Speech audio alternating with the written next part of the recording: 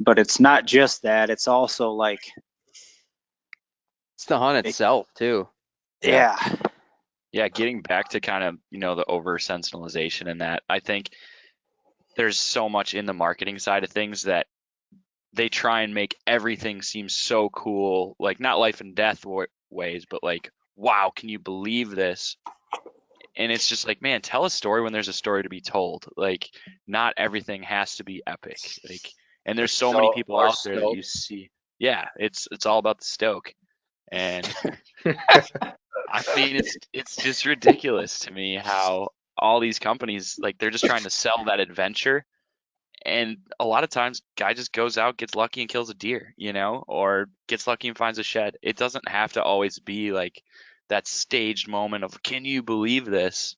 And to me, that's what just drives me nuts. And I think we all know the guys on Instagram that have a photo, and then there's a story about the photo that you got to scroll and read the whole thing. And it's like, man, you just found an antler. And then 3 weeks later, they post the same thing.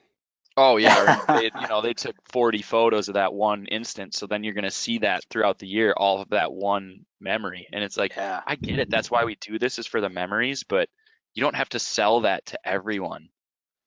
One of the best stories that I ever had unfold was not something I ever posted about on social media. I was working close by to our property where we hunt, and was seeing a lot of deer movement on the property where I was at work. And so I thought, shit, I'm going to run over there to where we hunt on my lunch break and grab my gear and get ready for an evening hunt. I'm going to cut out of work early, And on the way, I was driving and watching on the roadsides deer all over the place moving as I was getting closer to that property and getting excited about it. And so I started looking over here and kind of veered off the road and went off and hit a culvert and blew a tire on my Jeep. And limped it onto our property and called my wife, and I was like, hey, I have a donut, but it's flat too. I need you to bring me a spare tire. I had a spare in the garage at home. I was like, I need you to bring me this. She's like, okay. But I had luckily gotten close enough to our property in our cabin, which is where I keep all my gear. So I was like, hell, while I'm waiting for you to get here, I'm going to run up there and grab my rifle and take a walk through the woods. And I shot a nice little 8-point that was chasing a doe, and it was mid-rut, and it wasn't a huge buck. It wasn't, it was just like spur of the moment, something unexpected. I was wearing jeans and Nikes and just just walking. And this buck came down over a ridge chasing a doe, and I pulled up and shoulder shot it.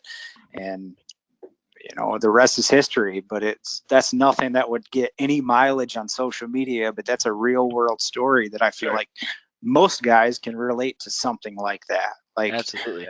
I have a very similar story to that. Just actually, as my last buck that I shot. No one knows this because I didn't post it on social, but I ended up running out of gas to my destination.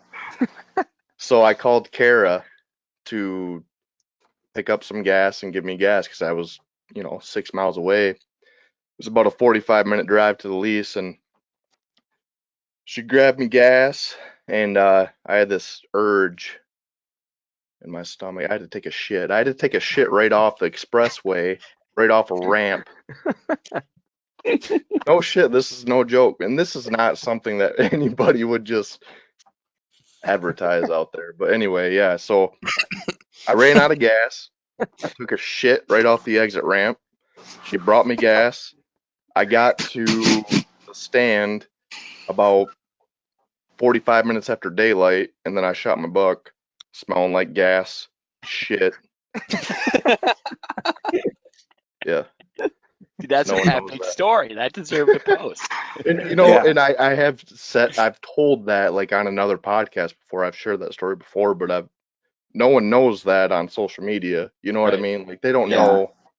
But yeah, when you told your story, that sparked that story. So sorry. You should call that buck the pump and dump buck.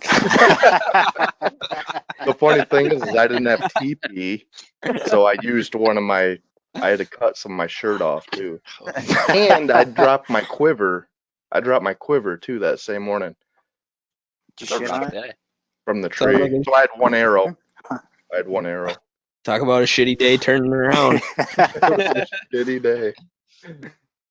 Yeah, but those are the best stories, man. Like I would rather, if I'm gonna sit around a fire, I would much rather hear stories like that all day than to sit around and hear stories about, like basically a romantic novel about how some dude has Yeah. been chasing this buck for the last however many years, you know. It with my buddies, we'll be out at the bar talking or whatever, and it's during hunting season, and you can tell they're skittish to talk to me about that they shot a 15-inch wide 8-pointer or a 4-corn, or their uncle shot a 6-pointer. And of course, I love every minute of it. And by the time you're 5 minutes into the conversation, they're completely fine with telling you the story because they realize you're completely into it and you're all for it. But at the same time, I'm thinking, man, this is pretty shitty. No one should feel down about how big of a buck or what's going on. I mean, I know that's a completely different topic, but it even relates back to social media side and all that, because everybody, whether it's a shed antler or it's a deer that they killed, everyone, well, can I post this or not post it? Can I talk about it? Yeah. Not talk about it. Yeah. And I think that's super shitty. Yeah. Because at the same time, you hear all these people talking about how do we get people into hunting? Well, we're definitely not doing it that way. Right. People should feel, proud of It what they even- did, whether it's a spike. And it's even like, it's gotten so bad, like social media, even when someone shoots a turkey, like you can't even post a picture of a dead turkey in the spring without someone, how long was the beard? How long are the spurs? Yeah. Who gives a shit? It came in gobbling, I shot it in the fucking face. Yeah, for sure. It I drives always, me when absolutely someone nuts. when someone asks me, I said 20 pounds, 10-inch beard, just like all the other fucking turkeys you shoot. It's crazy. You can't even post a picture of a turkey without somebody saying, well, how long was the beard, or how much I did don't it even weigh? measure the fucking beard. We just measured the length of the bird, right? Yeah, exactly. Yeah. I mean, Hashtag long bird. yeah, it's sweet. It's sweet to shoot one that's got, 1.25 inch, 1.5 hooks. But at the end of the day, you're not passing up turkeys waiting for one with big spurs. You're shooting the son of a bitch. Exactly. Yeah. There's The so much luck reason involved with that. the reason that it's awesome to shoot a bird like that is because most of the time you don't. Yeah, Yeah, exactly. exactly. I mean, It's like a scratch off ticket at that point. You walk up Yeah. there and you're surprised by what you shot. I mean, Yeah. it's a long beard, but you have Every no idea.